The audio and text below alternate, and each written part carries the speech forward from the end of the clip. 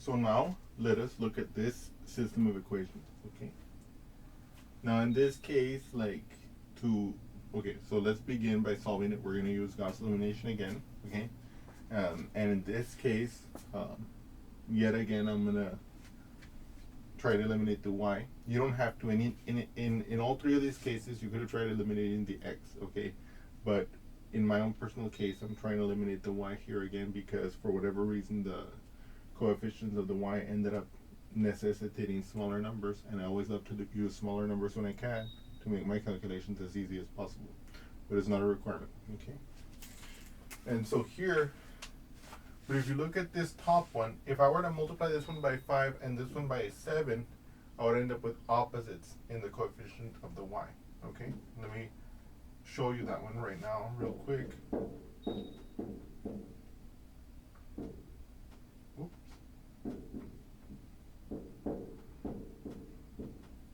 So look what happened. If I were to multiply the first equation by 5, as I'm going to do, this becomes a negative 35. The coefficient of the y becomes negative 35. If I multiply the second equation by 7, as I'm going to do, 7 times 5 is 35, I'll end up with a positive 35 here. Which means in the subsequent step, when I replace one of the equations by the sum of the two equations, the y's will cancel, right? Okay. So that's why I selected these numbers and these multiples. Now let me just going off on the deep end here. If I wanted to eliminate the x's here, what I could do is I could multiply this one by a negative 10, say, and this one by positive 21. Okay, but you can see those numbers are going to get quite big. Not too big. I mean, we could do it, but we're not going to because it's a little bit big. So let's do this one. Okay. 5 times 21, that's 105, believe it or not. So that's 105x. 5 times negative 7, as we mentioned, was negative 35y. 5 times negative 28 is actually going to be negative 140. Okay? 7 times 10 is 70x. 7 times 5y, that's going to be plus 35y. Okay? And 7 times negative 20 is going to be negative 140. Okay? So, and so now look at this. We have arrived at a situation where when I replace the second equation by the sum of these equations, I will remove the y term. So let's do that together. So I'm going to do R1 plus R2, and I'm going to use that to replace my R2. In other words, I'm going to add the equation 1 and the equation 2, and I'm going to use them to replace my equation 2. So my first equation is going to go unchanged. Okay? So I can say, okay, 105 x minus 35 y is equal to negative 140. Okay? Then when I add them, boop, 175x. This, when I add them, boop, gone. Negative 35y plus 35y, that's gone. Boop. And then negative 140 plus negative 140, that's negative 280. Aha, look at that. See? This second equation, I can solve it for x by dividing both sides by 175. Okay, so let's look at that together. So my x is going to equal to negative 280 divided by 175. Let's divide the top and bottom by 5. Okay? 5 goes into 280. First, does 5 go into 2? No. Does 5 go into 28? Yes, 5 times. Why? Because 5 times 5 is 25, right? What's 8 minus 5? That's 3. What's 2 minus 2? 0. We're not going to put it there. We bring down our 0 here, and we ask, how many times does 5 go into 30? It goes in 6 times, okay? 6 times 5 is 30. What's 30 minus 30? 0. So if I divide the 280 by 5, I get 56. So I end up with negative 56 divided by how many times 5 goes into 175. Let's do that. 5 goes into 175. Let's see. Does 5 go into 1? No. Does 5 go into 17? Yes. 3 times. Why? Because 3 times 5 is 50. Okay? 7 minus 5 is 2. 1 minus 1 is 0. So I bring down this 5. Does 5 go into 25? Yes. 5 times. 5 times 5 is 25, like this. Sorry about that. 25 minus 25, that's 0. So we can see, 5 times 35 is 175. So this is 35, okay? And then here, look at this. Look at this. 35 is 7 times 5, right?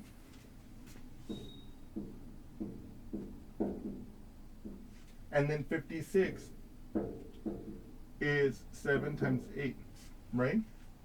So, I can rewrite this as negative 7 times 8 over 7 times 5. You can see these cancel, right? So I get negative 8 over 5 as my x in simplest form, okay? So my x coordinate of my solution is going to be negative 8 over 5, okay? So now what I need to do is I need to find out my y coordinate of my solution. So what I can do is I can take this equation, I can take this equation, I can take either of these equations, I can take this equation, and I can use my x value to figure out what the y is going to be. In my case, I'm going to use this equation here to solve for my y. And you might say, David, why did you pick that one? And it's because if you notice in my x, it has a denominator of 5.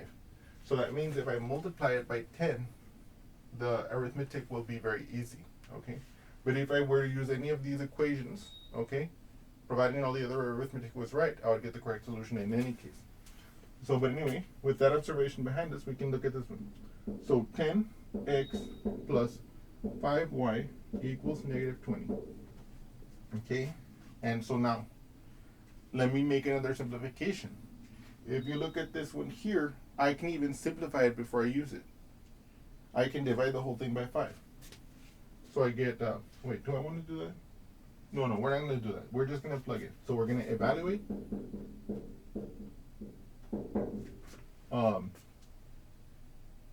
this equation with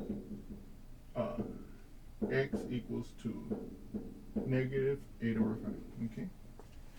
So what is 10? So it's 10 times negative 8 over 5 plus 5y equals negative 20.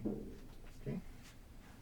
Now, if I look at 10 times negative 8 over 5, that's going to be the same thing as, so let's do that together here. 10 times 8 over 5, or negative 8 over 5, is going to be the same as 10 over 1 times negative 8 over 5. Okay? Why? Because I can represent any whole number as a fraction by setting it as the numerator and 1 as the denominator. And then I can multiply these fractions across, right? So 10 times negative 8 will be negative 80, and then 1 times 5 is 5. And then here, I ask myself, how many times does 5 go into 80? And that'll be 16 times. Okay? If you know your multiplication table for 5, you'll know that this is the case. And if not, we could do a long division. So I know that I can replace this. Well, actually, this is negative 16. Okay? So I can see negative 16, which is this expression, plus 5y equals negative 20. Okay? Now look at this here. Okay, let's do the division anyway, just so you guys can see it. How many times does 5 go into 80? 5 goes into 8 once. 1 times 5 is 5.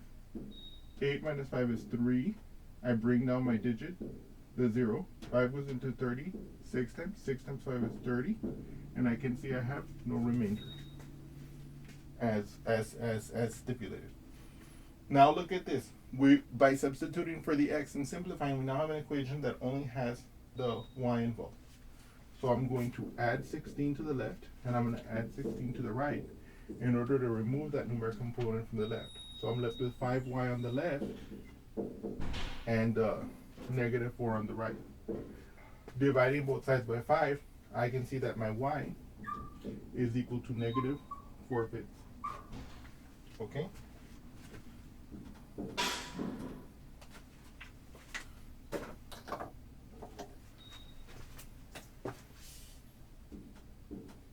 So my y is equal to negative 4/5.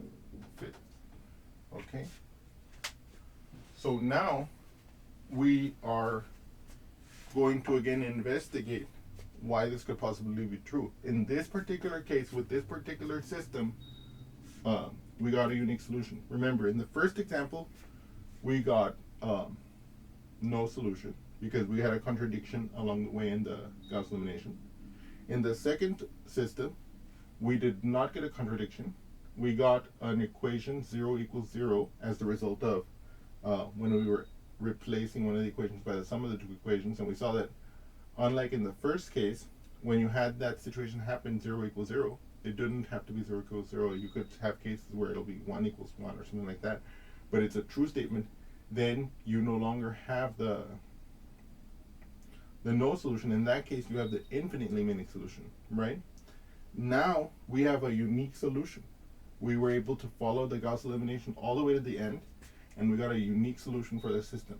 Okay, so now, just as before, we saw in the first case no solution meant two parallel lines, and that made sense. Two parallel lines means no points in common, means no possible point that makes both equations true at the same time. We saw that the case of infinitely many solutions ended up being ended up meaning that the two equations that were part of our system, or the two apparent equations, actually were the same equation when you looked at them in slope-intercept form. So therefore, they're both the same. They're both equations of the same line, and so infinitely many solutions meant that the two equations were the same line, represented the same line, and therefore any solution of one equation was the solution of the other, and vice versa, being the same line. Okay. Now we have one solution, and we're going to see what that means geometrically. So let's do that together. So now what we're going to do is we're going to find the slope-intercept form of the two lines that form this system of equations. You can see I just copied them over as before to find out what the corresponding slope-intercept form is. Here you can see I'm going to add the 7y to the other side, and I'm going to add the 28 to the other side as well, right? This is gone here, this is gone here. I'm left with 7y equals 21x plus 28. Then I can divide both sides by 7, okay? And I get y equals, right? Y equals 21 divided by 7, that would be 3x. 28 divided by 7 plus 4. Okay. What about this one over here? Well, I can well, in this case, it'll make more sense if I subtract the 10x to the other side. So I'm going to be left with 5y equals negative 10x minus 20. And I can divide both sides by the 5, okay? Like this. And I can say, aha, y equals negative 2x minus 4. Right? It's a negative 20 divided by 5 minus 4. Now, I do want to make a little point here. Some of you may have been super astute, and you guys might have realized something that I did there that was kind of like, I don't want to say unjustified, but I kind of didn't explain the justification. And you guys are right. You got me. But I'm going to do an explanation right now of that in a moment. And let me show you what I'm talking about. Okay, let me redo this here. 10x plus 5y equals negative 20. Watch this. If I subtract the 10x from the left and I subtract the 10x from the right, a lot of you might have said, okay, David, wouldn't you have written it as negative 20 minus 10x? Okay. Wouldn't that be more accurate? Right? And you would be right. This is not necessarily that it's more accurate, but this is a natural conclusion. And so you might be saying, David, how could you go from this potentially to this potentially? How is that a possibility? Now, I want to remind you that if I have two real numbers, a and b, and I do a minus b, that's the same thing as a plus the opposite of b, okay? So if we know this fact, then I can rewrite that as follows. 5y is therefore equal to negative 20 plus negative 10x. Okay? Okay? Using this rule. So once I have written it in this form, okay, I can exploit the commutative law. Now, I want to be very clear about what I'm saying here. We know that subtraction is not commutative, right? We know that, in fact, 3 minus 2 does not equal 2 minus 3, right? You can see that explicitly. 3 minus 2 is 1. 2 minus 3 is negative 1. They are not equal. You cannot interchange order in subtraction. So in other words, subtraction is not commutative. But now watch what happens here. If I have 3 minus 2 and I write it as 3 plus the opposite of 2, then this is the same as negative 2 plus 3. So in other words, what I'm claiming is once I've rewritten it in this manner as an addition, then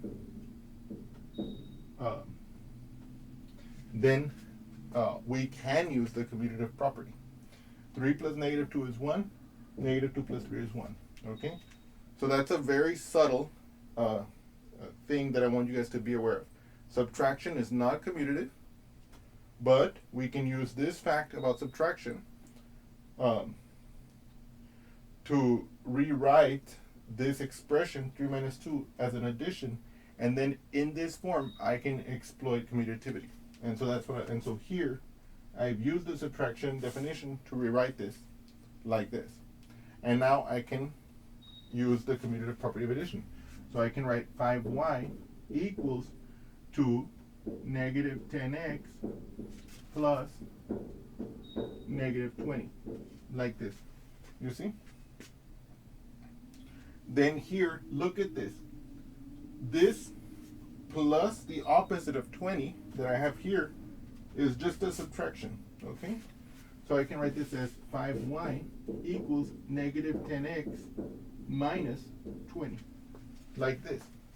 Then I can divide both sides by 5, and I will recover this result here, okay?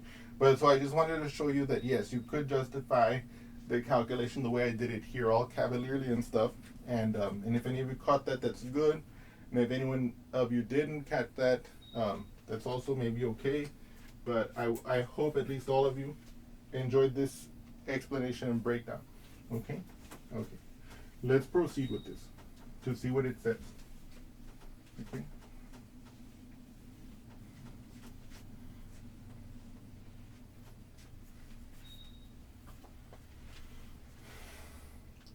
So what we're gonna let's look at this first.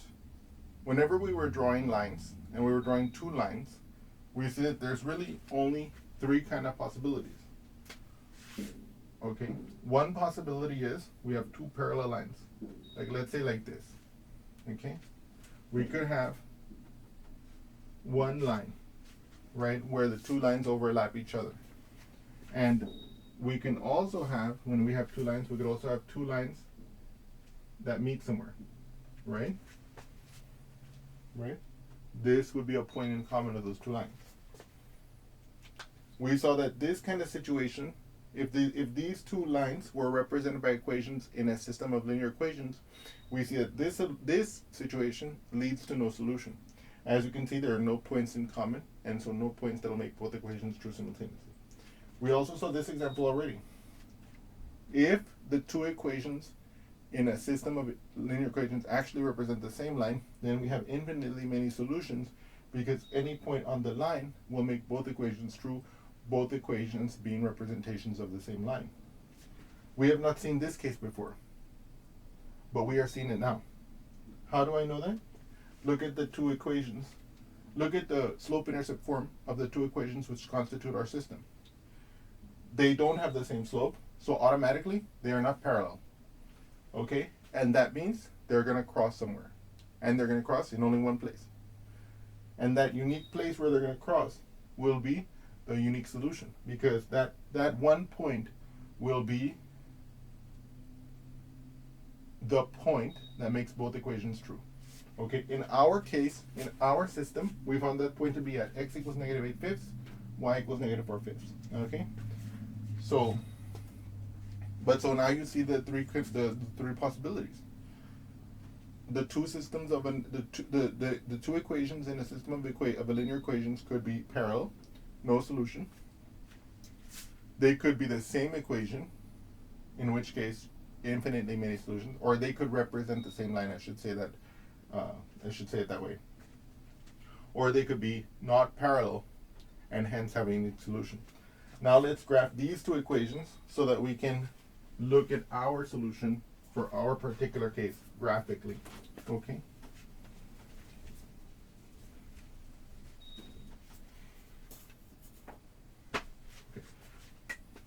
So like here, look at this. I need it. So here, I know it's going to cross at y equals 4. And I know I'm going to have to go up 3 and 1 to the right to plot this line. That means I need to go up to about 7 and a little more to give it some room.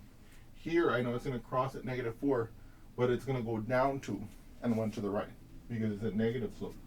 So if I want to plot this comfortably, I'm going to need like at least 8 or 9 up and about 7 or 8 down. So I'm going to make these look a little bit small. 1, 2, 3, 4, 5, 6. 1, 2, 3, 4, 5, 6, 7, 8, 9. Let's see. So y, this is my x. 1, 2, 3, 4. 1, 2, 3, 4. Oops.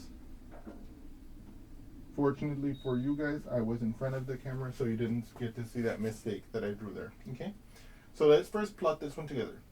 It has y-intercept 4. So I go 1, 2, 3, 4. Okay? Its slope is 3. That means to go from this point on the line, or from any point on the line, but in particular from this point on the line, I will go up 3. So 1, 2, 3, and 1 to the right to get to the next point on the line. Like this. Okay? So now, let me draw this for us.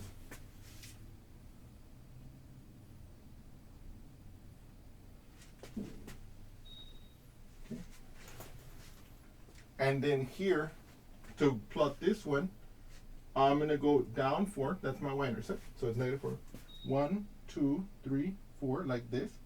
And then I'm going to go down 2 and 1 to the right. So down 2. So 1, 2, and 1 to the right, like this. And you can see it's going to force me to draw it like this. Something like that. Now let's see if, even though I drew it by hand, if I got close. First of all, you guys can see that they are going to intersect. Okay, -4/5. So is it below the 1? Yeah, look, it's basically in the right place. Well, we can well, damn it. You see, it's just under the 1. I'm sorry. Oh, it should be above the 1. Okay, we can pretend. Okay, let's fudge this a little bit. Or no, we're not gonna fudge it. But you guys can see that it should actually be okay. Let's just drop this one a little bit further so that we can see. Okay, I fudged it. Okay. -4/5, so it's above the 1 on the y-axis, and then x is -8/5, so that's like somewhere over here. It's not too bad for a hand-drawn graph, but if you guys did it with graph paper, you would see it would exactly be where it's supposed to be. So I'm gonna take a loop, you know what jewelers use to look at jewelry, okay, and I'm gonna observe this part of the graph so you guys can see it in greater detail, okay. So let me draw my loop in here, okay? Okay? And here's what you're going to see.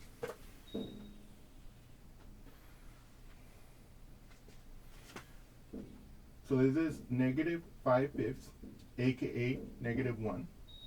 And then, let me see here, 1, then 6/5. This is -10/5 here. Or in other words, -2. And then over here on the y-axis, okay,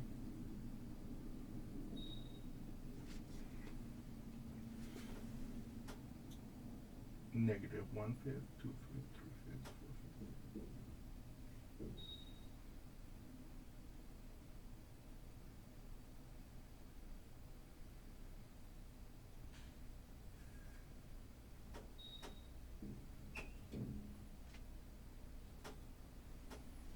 Okay. So here I have drawn more carefully what the graph would be. It would have negative 4/5 on the y-axis, and it would be negative 3/5 on the x-axis, and that's what it would look like if you zoomed in, and it would be this would be more like what the correct graph would look like. Okay. But in any case, the most important, and again, if you guys are, I assume you guys are taking notes, but when you're taking notes on this one, I recommend using a graph paper so that you can see that the intersection is exactly where it's supposed to be. Okay? But I want to step back from this a moment, and I want us to observe what's really important about this. And that is that is the geometry of systems of linear equations. Okay? In our case, we're very fortunate because we're doing the two-dimensional system, and so that means we're able to graph the equations, and we're able to see with our own eyes the geometry. If we have a system with no solutions in two equations, that means that those two equations represent lines that are parallel. If we have a system that has infinitely many solutions, then we see that the equations that represent those lines, we see that the lines represented by those equations are the same line actually. And we saw in this case, for example, that when we have a system that has a unique solution, then the equations represent lines that are not parallel and are not the same line, as we saw in this case. Okay? And so that's the important thing I want you to take away from this section. Okay? In any case, I hope you've enjoyed this example, and I look forward to seeing you again soon. Thank you so much.